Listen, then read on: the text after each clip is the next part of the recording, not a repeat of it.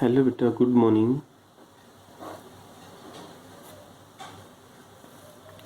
आज हम पढ़ेंगे Kirchhoff second law. First law आपने पढ़ा था, सिंपल था, very very simple. Junction law, first law, ये किरचॉफ, जिसे जंक्शन रूल के नाम से भी आप जानते हो। अब बेटा Kirchhoff second rules, Kirchhoff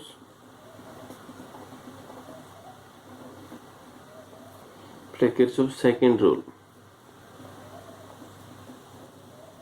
second rules. Kirchhoff second rule क्या है बेटा? इंपॉर्टेंट है, आगे यूज होगा ये कि किरचॉफ सेकंड लॉ क्या है, what is Kirchhoff second law, what is Kirchhoff first law. These law is also known as voltage law, loop theorems and so on. तो इसके अंदर क्या होगा बेटा, अकॉर्डिंग टू दिस रूल, इसके अंदर summation of potential is remains constant. मैं statement एक बार लिख देता हूं, फिर बताऊंगा आपको। अकॉर्डिंग टू दिस रूल, इस रूल के according, in A close circuit, in A close path, in a closed path, according to this rule, in a closed path या बेटा लूप और मैश, दोनों एक ही बात है। लूप भी हो सकता है, मैश भी हो सकता है। The algebraic sum, the algebra, ऐसी आएगा शायद,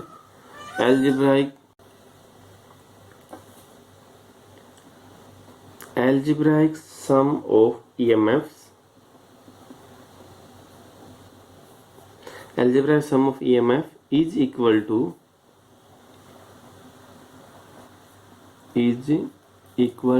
algebraic sum of EMF is equal to algebraic sum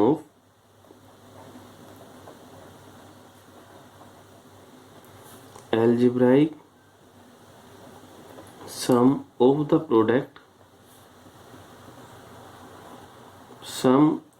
product of various resistance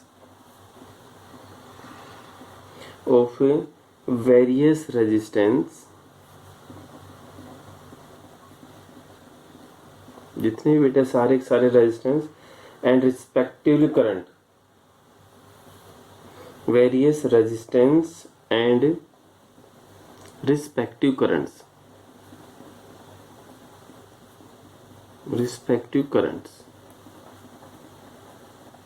following through them,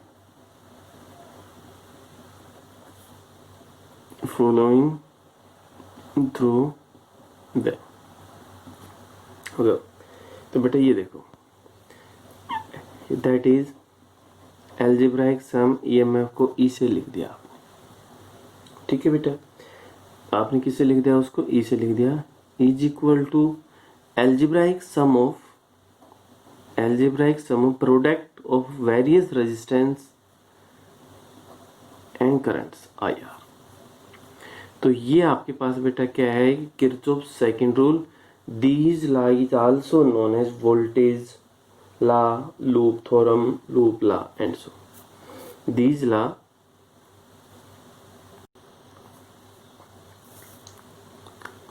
तो बेटा ये होगा summation of E is equal to summation of IR। These law is also known as loop rule और voltage rule, इनको ये बोलते हैं। Statement अगर आपने देखनी तो सिर्फ यहां से इसकी स्टेटमेंट देखिए एक बार। ये समेशन ऑफ ई, समेशन का अर्थ हुआ एल्जेब्राइक सम ऑफ, जो ई लिखा गया आप EMF is equal to algebraic sum of the product of various resistance and respective current. Resistance और करंट दोनों के रिस्पेक्टिव में जो है वो हो गया equal to. These law is also known as loop rule और voltage rule. It is based on conservation of energy, but Kirchhoff first law is based conservation of a charge. First law है वो conservation of charge के ऊपर based है, लेकिन second law है किसके ऊपर बेस्ड होगा? कंजर्वेशन ऑफ ऑफ एनर्जी के ऊपर वेस्ट होगा। हम एग्जांपल लेके इसको सोल्व करना चाह रहे हैं। एक सेल है जिसकी ईएमएफ है E1, दूसरा सेल है इसकी ईएमएफ है E2, इसका भी ये रेजिस्टेंस होगा।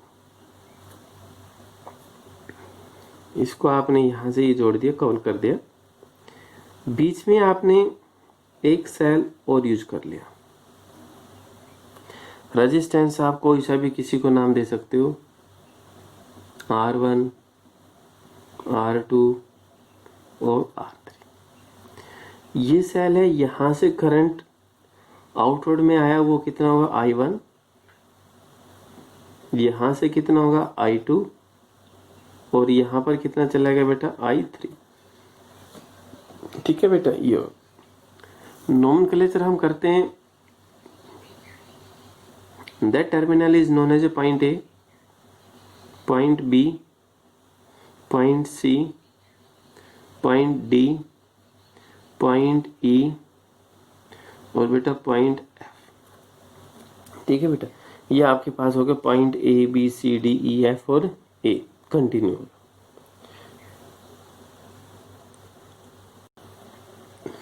अब बेटा हम Kirchhoff's law according to this rule, according to this rule, इस रूल के अकॉर्डिंग पाथ, जो आपने पाथ माना बेटा, पहले कोई सा पाथ मान लीजिए, ए बी ई एफ और A B E F A. पहले ए से बी, बी से ई, ई से एफ। ठीक है बेटा, और एफ से ए, कंटिन्यू क्लोज पाथ हो गया। हमने साइन कन्वेंशन देखना है। जो साइन कन्वेंशन है वो क्या है बेटा, आप पहले जिस पाथ में जा रहे हो, जिस पाथ में आप जा रहे हो, अगर करंट की डायरेक्शन उसी पाथ में है तो वो कैसा होगा, पॉजिटिव। और अगर आप जा रहे हो बी से ए और पाथ है ए से बी, तो बेटा उसकी डायरेक्शन क्या हो जाएगी, अपोजिट हो जाएगी। अपोजिट डायरेक्शन के लिए नेगेटिव साइन, पाथ का अपोजिट होगा, और सिमिलरली पाथ होगा तो पॉजिटिव साइन। देखो ए से बेटा बी गए, करंट जो भी कुछ है रेजिस्टेंस है नहीं, आई आर छोड़ी। बी से अब आप आए ई के ऊपर, बी से ई के ऊपर, तो करंट कितना है I3 और रेजिस्टेंस कितना है बेटा R3। ठीक है, करंट कितना होगा यहाँ पर I3 और रेजिस्टेंस कितना है बेटा R3। यहाँ पर करंट है नहीं, सॉरी करंट जो भी है लेकिन रेजिस्टेंस नहीं है। यहाँ से करंट कितना फ्लो हो रहा है बेटा I1, उसी डायरेक्शन में F से लेके ए, उसी डायरेक्शन में करंट है, उसी डायरेक्शन में हम जा रहे हैं, taken as positive I1 R1। ठीक है, अब इस ईएमएफ होगा opposite to the direction current. जो करंट की डायरेक्शन है उसका अपोजिट जो होगा वो आपके पास ईएमएफ होगा। तो अगर करंट की डायरेक्शन पॉजिटिव है तो बेटा ईएमएफ क्या होगा, वहां पर E1 इज रिमेन्स कांस्टेंट। तो E1 को वहां ले आओ, I1 R1 plus I3 R3 is equal to E1, is equal to बेटा क्या आएगा, E1 आएगा। ये समेशन ऑफ आई आर होगा, summation of I R is equal to EMF. फिर से apply Kirchhoff law, apply Kirchhoff second law on path. अब हम बेटा किस पाथ के ऊपर अप्लाई करें, इसको भी करके देख लो, बी सी डी ई और B, B C D E और बी। बी से आप सी आ रहे हो, डायरेक्शन अपोजिट है, आई तो है आर नहीं है, छोड़िए। अब आप सी से कहाँ जा रहे हो, डी, सी से कहाँ जा रहे हो बेटा डी, तो सी से डी जा रहे हो, करंट की डायरेक्शन ये है तो नेगेटिव। करंट कितना होगा I2, रेजिस्टेंस कितना है बेटा R2। ठीक है, अब अगर इसमें आई और आर का मान नेगेटिव है तो इसकी ईएमएफ बेटा क्या होगी, पॉजिटिव सेल की E2। ठीक है, अब यहां से इस करंट का मान जो भी कुछ है लेकिन आर नहीं है। अब सी से आप डी गए, सी से डी आगे, डी से ई के ऊपर गए और ई से बी के ऊपर आएंगे, तो डायरेक्शन करंट की क्या अपोजिट, तो साइन फिर से नेगेटिव होगा। तो करंट कितना है यहाँ पर I3, करंट कितना होगा बेटा I3 और रेजिस्टेंस कितना है R3 इज इक्वल कॉन्स्टेंट। वो सारे क्या कॉन्स्टेंट आ रहे हैं, इनको वहां ले आओ। E2 इज इक्वल टू कितना होगा बेटा, उस साइड आया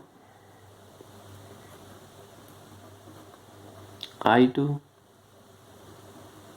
R2 प्लस I3 R3, तो भी ये किरचॉफ लॉ यहाँ पर रोल हुआ, ये भी किरचॉफ लॉ यहाँ पर अप्लाई होगा। ठीक है बेटा, और अगर हम कंप्लीट के ऊपर अप्लाई करना चाह रहे हैं, कंप्लीट के ऊपर देखिए एक बार, मैं एक बार फिर से बनाना चाह रहा हूँ यहाँ पर diagram.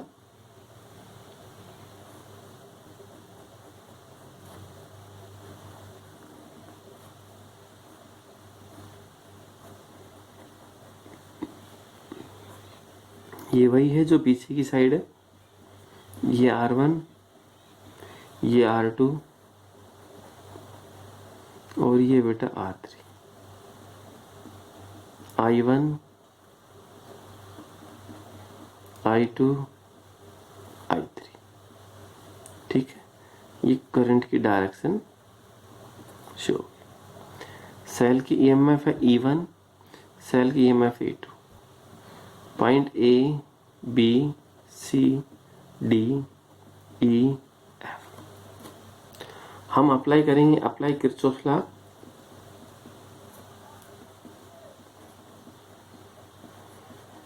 Apply Kirchhoff second law on path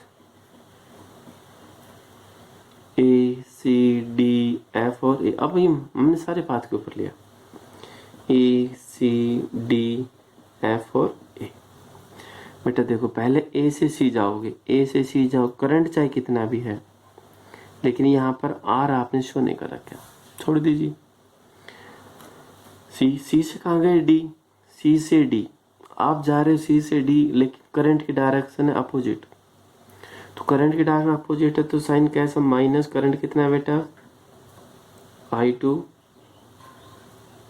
resistance R2, तो ईएमएफ उसकी क्या होगी, पॉजिटिव E2। ठीक है, सी से डी आ गई। डी से एफ, करंट चाहे कितना भी है लेकिन यहाँ पर R नहीं है, करंट चाहे कितने भी लेकिन क्या है बेटा यहाँ पर R नहीं है। एफ से कहाँ गए A, एफ से जब करंट की डायरेक्शन सेम तो साइन पॉजिटिव, I1 R1, आगे करंट पॉजिटिव है तो ईएमएफ उसका नेगेटिव, इज रिमेन कांस्टेंट, तो भी क्या कांस्टेंट, तो ये बेटा ईएमएफ को वहां ले आओ, तो ये होगा I1 R1। ठीक है बेटा, कितना होगा I1 और R1 plus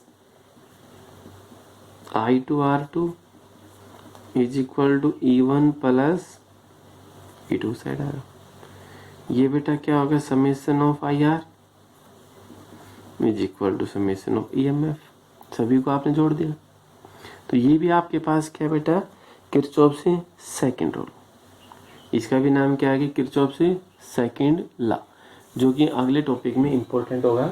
Kirchhoff second law क्या है, देखो ये ध्यान रखिए, आप जिस भी पाथ में जा रहे हो, जिस भी पाथ के अंदर चल रहे हो, उस पाथ में देखिए अगर डायरेक्शन करंट की पॉजिटिव, या करंट की डायरेक्शन भी वही है जिस पाथ पे आप ट्रैवल कर रहे हो, वो उसका साइन कन्वेंशन कैसा आएगा, पॉजिटिव, और अगर वो आपका अपोजिट है तो उसका साइन क्या मिलेगा, आपका नेगेटिव। अब हम इसी पाथ में चल रहे हैं, पीछे हमने इन दोनों का किया था, पहले इसका किया था, बाद में इसका किया था। अब हम ए से सी के ऊपर देखेंगे। ठीक है बेटा, ए से सी पे आई का मान चाहे कुछ भी, लेकिन आर नहीं है, छोड़ लीजिए। सी से डी अगर आप जा रहे सी से डी के ऊपर, लेकिन करंट की डायरेक्शन अपोजिट है, उसके लिए साइन नेगेटिव आ गया। आई है और आर है, और ईएमएफ वो करंट का अपोजिट होती है। करंट अगर नेगेटिव है तो वो कैसी होगी? पॉजिटिव। डी से एफ भी नहीं है, एफ से ए में आगे डायरेक्शन सेम है, तो I R positive, EMF negative. EMF को राइट साइड में ले लीजिए, इसको लेफ्ट साइड में कर लीजिए। तो that is known as a Kirchhoff से second law, Kirchhoff loop rule या voltage law. It is based on conservation of energy, conservation of energy के ऊपर बेस्ड होगा। But Kirchhoff first law is based on conservation of a charge, लेकिन वो किसके ऊपर based होगा बेटा? कंजर्वेशन ऑफ ए चार्ज के ऊपर बेस्ड होगा। जो अगला टॉपिक होगा हमारा होगा व्हीटस्टोन ब्रिज प्रिंसिपल, जो कि वेरी वेरी इंपॉर्टेंट टॉपिक है, उसको हम फिर करेंगे। थैंक यू बेटा।